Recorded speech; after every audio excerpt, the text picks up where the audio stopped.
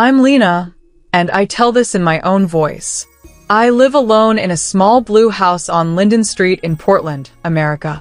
The porch leans a little, like it's listening when I come home late with grocery bags and a tired smile. Inside, the rooms are clean and plain. My couch came from a yard sale for $40, my coffee table for $12, and I keep a taped 10-pound note on the fridge from a short trip I once took to Europe, a reminder that the world is wide but my life is here. Every night, I check the locks, set a lamp to low, and breathe out. It is a small ritual, but it belongs to me. My sister, Maya, lives across town near the river, in a brick building that always smells like bread from the bakery below. She and I grew up sharing clothes and secrets and bad haircuts.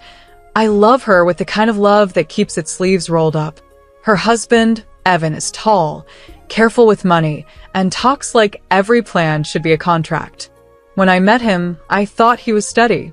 Lately, he feels like a door that looks harmless but closes too fast. Maya can't have kids. Doctors tried things that cost thousands of dollars, and hope rose and fell like a slow tide. They spoke about DNA, as if it were a golden key. Our DNA, Evan says, with a soft smile that feels sharp. On a warm Saturday, I invited them to my place. I made coffee strong enough to hold a spoon, and I baked a $5 box mix cake with lemon frosting because I like simple wins.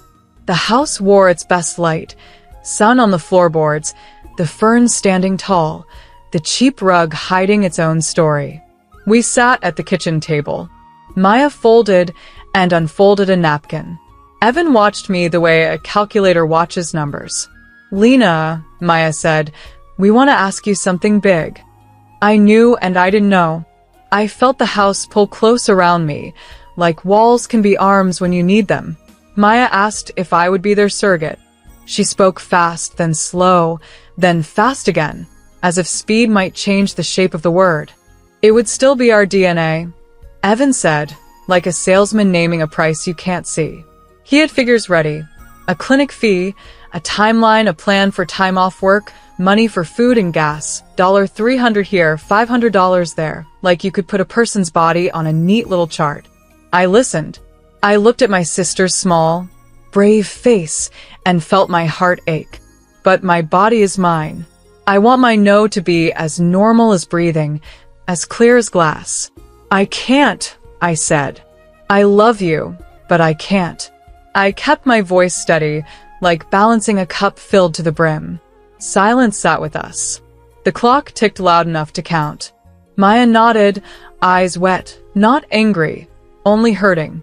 I reached for her hand. Evan's mouth made a smile that did not reach his eyes. Family helps family, he said, soft but heavy, as if he were placing a bill on the table and asking me to pay it. My house, which had been warm a moment before, felt suddenly cool.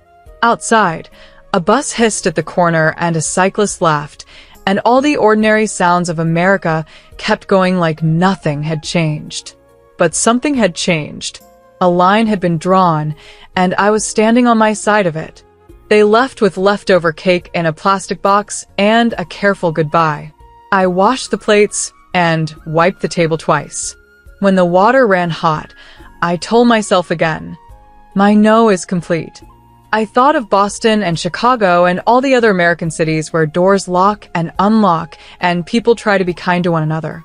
I thought of a 10-pound note on my fridge, of Europe and of how far and near hope can feel. Then I checked the porch light, turned the deadbolt with a firm click, and stood in my small blue house, steady in my own life. After I said no, I tried to live as if nothing had changed. I cleaned my small blue house and set fresh flowers on the table, 10-pound daisies from the weekend market I'd saved for my last trip to Europe. I made lists for the week and packed my lunch for work. But quiet did not hold. On Monday, when I walked to the bus on Linden Street, I saw Evan's gray sedan idling at the corner. He didn't wave. He just watched me through the glass. I told myself it was chance. Portland is full of cars and corners. Still, when the bus pulled away and he rolled forward slow, something inside me tightened, like a lock learning a new reason to click. By Wednesday, I stopped believing in chance. I spotted him again outside the grocery on Burnside. He stood near the olives and bought nothing. When I left with a bag of eggs and bread, $7.18, I remember because I counted change with shaking hands. He was leaning against a pillar, looking at his phone, looking at me. He did not speak. He didn't need to. His stillness spoke. At home, my house felt different. The air carried a chill even with the heater humming. I walked room to room, testing windows, setting the porch light bright. I started a notebook, the cheap $3 kind with lines, and wrote the date, time, and what I saw. It made my fear look smaller on paper, which is a kind of power. On Friday, I told Claire. She is the friend who always shows up with muffins and a plan. She came to my house with blueberry muffins and a $5 pack of sticky notes.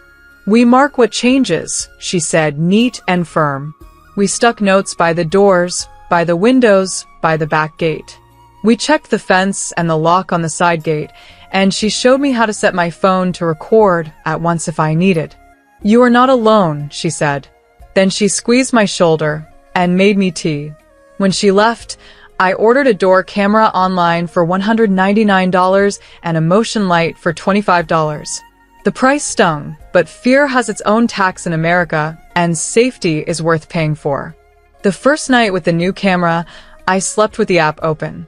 Around 11, the light flared and my phone buzzed. A figure moved at the edge of the yard, just a shape, tall, slow, careful. I did not say his name out loud. I called the non-emergency number and kept my voice steady. Officer Jane Miller came by with a small flashlight and a warm, even tone. She walked the yard, looked at the camera, and wrote down the details from my notebook. "Keep recording, keep logging, and if he comes back, call," she said. "Your no is enough." Those words made my chest loosen, as if my house itself had taken a deeper breath. Maya texted the next morning. "He's just intense," she wrote. "Don't make this ugly." I read the text 3 times and stared at the wall. I love my sister. I know the ache inside her when she sees a stroller in the park or a tiny pair of shoes in a shop window. But love is not a ticket into my body, and it is not a pass to wait outside my home. I typed, deleted, typed again. I finally wrote, "This is not intensity. This is following." Then I put down my phone and looked out at the porch, at the street, at the small blue house that is mine. The camera watched, the light stood guard, and the city moved around me. Portland, America, full of people going to work, buying bread, counting dollars, choosing kindness, and learning the price of no. Saturday came with thin sun and a tired sky. I cleaned my small blue house the way I do when I need a plan. Sweep, wipe, fold, repeat. I watered the fern and checked the door camera. The app showed another late night walk by, tall shape, slow steps. I saved the clip and added a line to my $3 notebook. When the kettle clicked off, I knew what I had to do. I opened my laptop at the kitchen table and searched for help in Portland, America. Legal aid, protective orders, steps to take, what they cost. A page said the filing fee could be $85, with a waiver if needed. A link showed a list of forms and a plain guide in simple words. Seeing steps helped. Fear hates steps. I rode the bus downtown. A man in a green jacket gave up his seat to a woman with a stroller. The world kept moving. At the courthouse, I stood in a short line between a woman with red glasses and a student with a backpack covered in pins. The clerk had a soft voice and a hard pen. I told her I was being followed by my brother-in-law, Evan, and that I had door cam clips and a log. She nodded like this was not the first time today she had heard a story like mine. She handed me forms. I filled in dates, times, streets, and notes. "Use simple facts," she said. "Simple wins the day." When I reached the fee line, my hands shook. "You can ask for a waiver," she added. I did. It felt like asking permission to breathe. She stamped the paper with a calm thud and said, "A judge will see you soon." In the waiting room, I met Mark from Legal Aid. He wore a blue tie and spoke like he was building a safe bridge from one sentence to the next. He read my notebook, watched the clips, and made a short plan.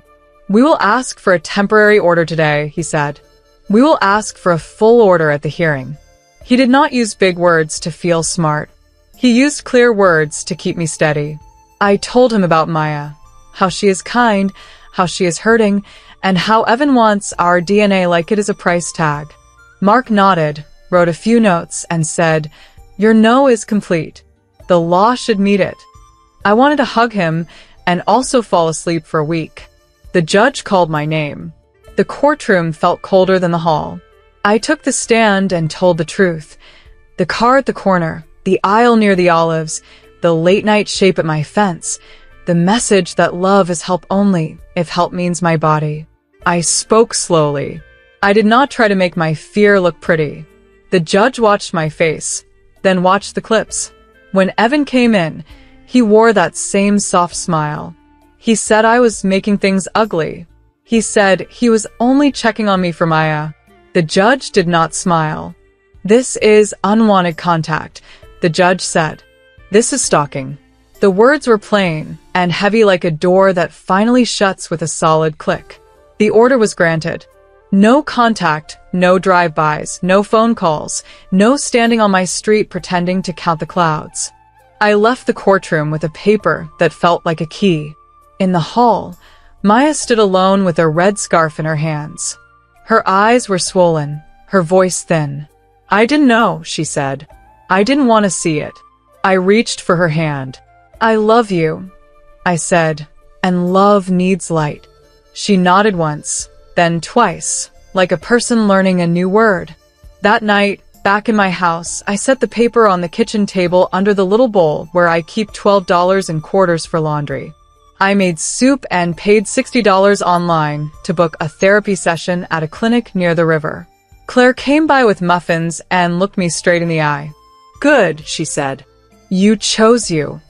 I slept with the porch light on and the app quiet.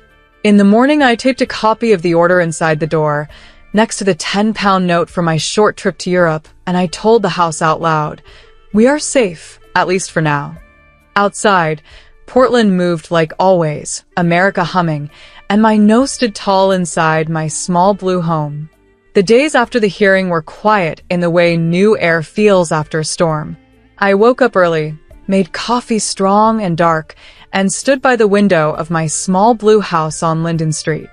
The street looked the same, mailboxes, kids on bikes, a dog tugging its leash, but something in me had shifted.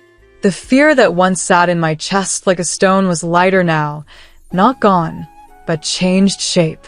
My porch light still burned through the night, but I slept without flinching at every sound. The protection order wasn't magic, but it was a fence, a line the law had drawn to match the one I had drawn inside myself. I started going to therapy every Tuesday, $60 a session at a small clinic near the river, where the waiting room smelled of coffee and old books. My therapist, Dana, had kind eyes and the kind of silence that lets you breathe. She didn't tell me to forgive. She told me to rest. She said, "Safety is not a gift. It's something you build."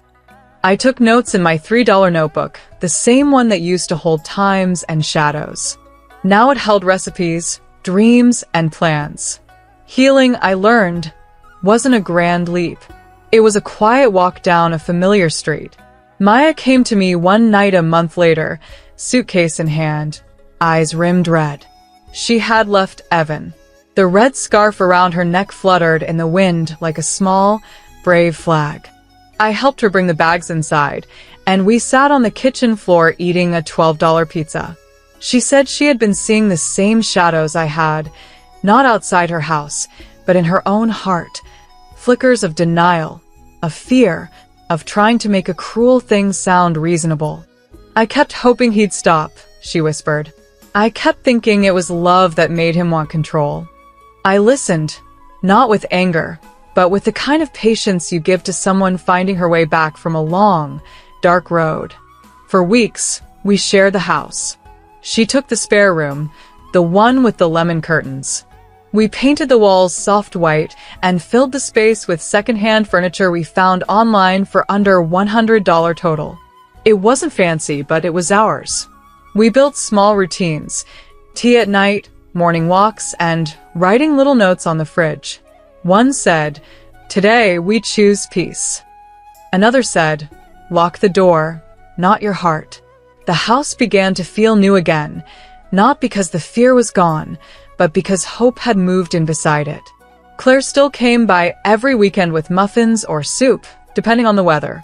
Sometimes Ruth, the woman from the bookstore, joined us. The three of us sat on the porch and talked about everything except the past. The porch leaned less now, as if proud of how much it had seen and still stood.